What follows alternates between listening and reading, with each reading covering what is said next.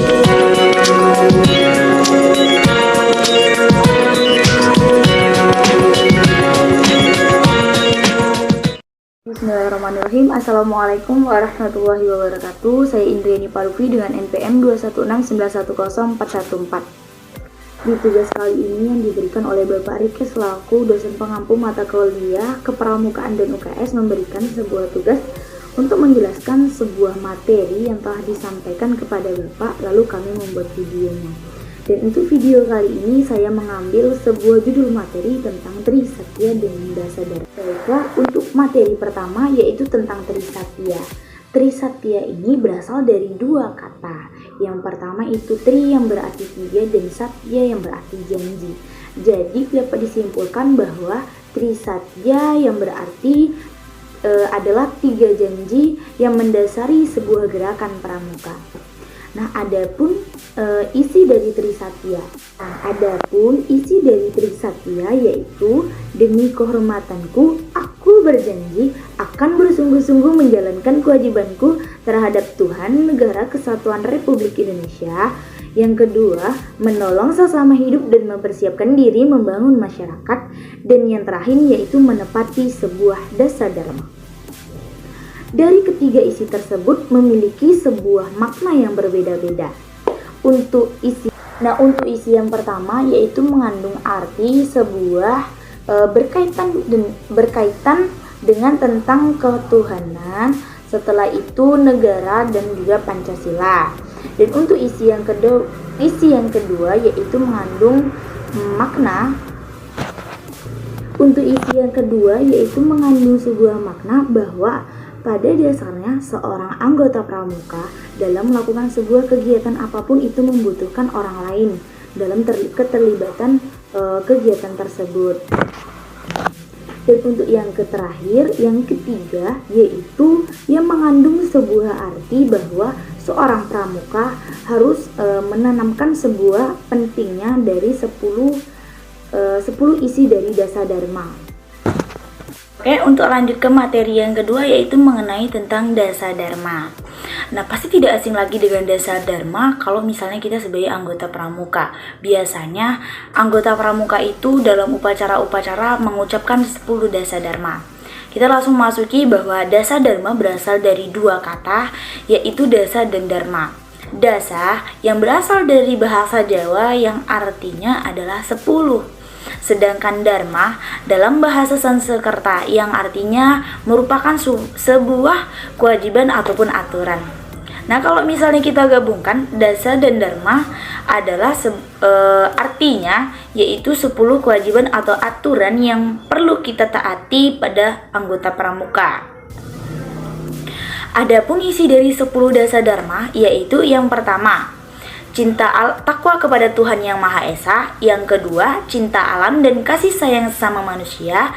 Yang ketiga, patriot yang sopan dan kesatria. 4, patuh dan suka bermusyawarah. 5, rela menolong dan tabah. 6, rajin, terampil dan gembira. 7, hemat, cermat dan bersahaja. 8, disiplin, berani dan setia. 9, bertanggung jawab dan dapat dipercaya. Dan yang ke-10, suci dalam pikiran, perkataan, dan perbuatan.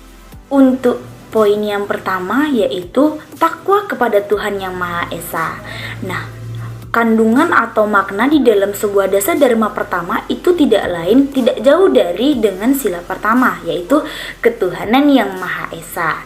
Yang mana di dalamnya itu mengatur bahwa kita sebagai anggota pramuka untuk menjalankan kewajiban atau perintah-perintah yang telah disebutkan atau diperintahkan oleh Tuhannya masing-masing dan menjauhi segala larangannya.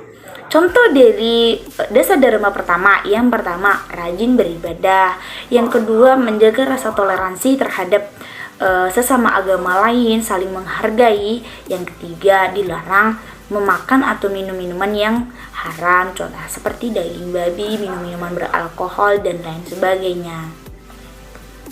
Nah, untuk yang kedua yaitu cinta alam dan kasih sayang sama manusia.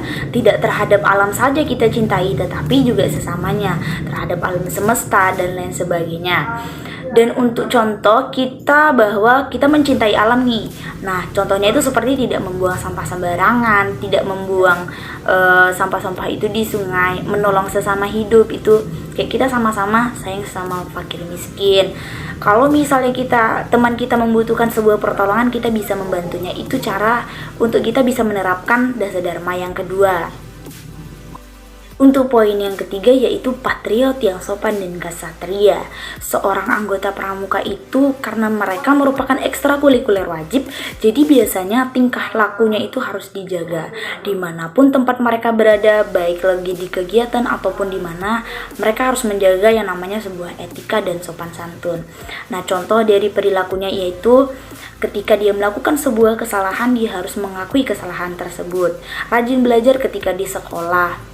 Setelah itu menunjukkan rasa segan kita sebagai, misalnya kita sebagai anggota pramuka yang lebih muda, berarti kita harus menunjukkan rasa segan kita terhadap anggota yang lebih tua. Itu cara kita, atau lebih banyak lagi, banyak contoh-contoh yang menunjukkan sikap dari dasar dharma ketiga. Yang keempat, patuh dan suka bermusyawarah. Anggota pramuka itu tentu saja harus patuh oleh tugas yang diberikan, baik oleh orang tua, guru, dan juga pembina. Dan ketika mereka dalam berorganisasi, mereka juga harus bisa memutuskan keputusan dalam taat terhadap peraturan dimanapun. Yang ketiga itu menaati segala norma-norma yang ada dalam agama dan masyarakat. Yang kelima, rela menolong dan tabah. Seorang anggota pramuka memiliki jiwa sosial yang sangat tinggi biasanya. Jadi ketika ada orang yang memerlukan sebuah bantuan, kita siap untuk membantunya tanpa adanya rasa pamrih. Dan juga seorang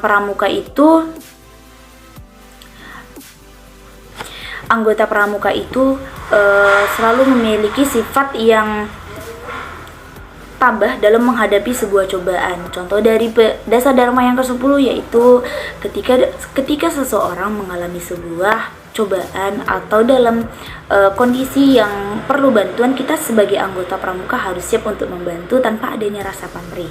Dan yang kedua, ketika kita diberi sebuah cobaan, kita harus berusaha tabah dan terus berusaha dan tanpa adanya rasa keluhan. Memasuki yang keenam yaitu rajin, terampil, dan gembira.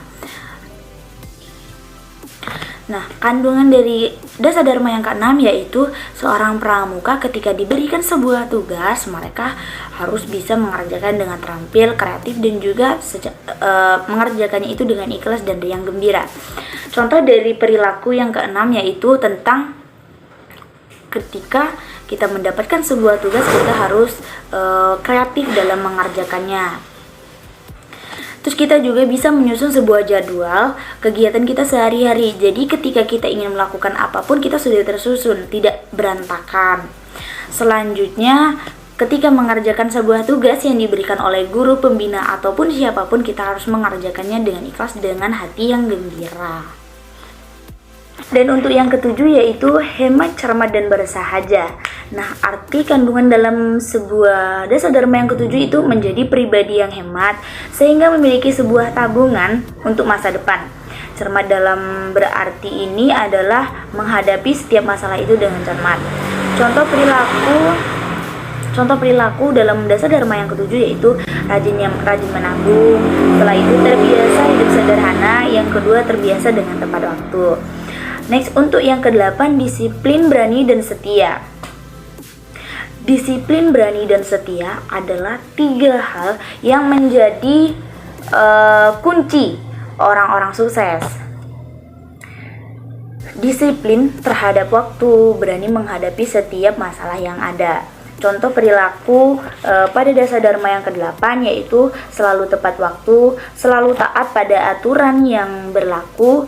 Terus selanjutnya, berani jika memang melakukan sebuah kesalahan, setia pada satu pasangan. Untuk yang ke-9 yaitu bertanggung jawab dan dapat dipercaya. Selalu mempertanggungjawabkan setiap tindakan sebagai seorang anggota pramuka dan menjadi orang yang dipercaya dalam kondisi apapun. Contoh dari perilaku dasa dharma ke-9 yaitu jika bersalah, dia mampu untuk berani bertanggung jawab atas kesalahannya tersebut. Terus yang kedua, amanah ketika diberikan sebuah kepercayaan. Yang terakhir itu ada mengerjakan tugas yang diberikan dengan sungguh-sungguh. Yang ke-10 yaitu next, untuk yang terakhir yaitu suci dalam pikiran, perkataan, dan perbuatan. Setiap anggota pramuka dituntut untuk selalu menjaga pikiran dia, lisan, dan perbuatannya sehingga tidak menyinggung perasaannya. Untuk selalu menjaga itu merupakan sebuah tantangan sebagai anggota pramuka untuk selalu berbuat yang baik. Nah, contoh perilakunya itu selalu berpikir positif, tidak berbicara melakukan hal-hal yang akan menyakiti orang lain, dan yang terakhir itu ada sedikit lebih banyak aksi nyata. Nah, itu mungkin saja materi yang bisa saya sampaikan. Saya minta maaf kalau misalnya ada salah dari kata-kata saya atau tindakan saya. Saya akhiri. Wassalamualaikum warahmatullahi wabarakatuh.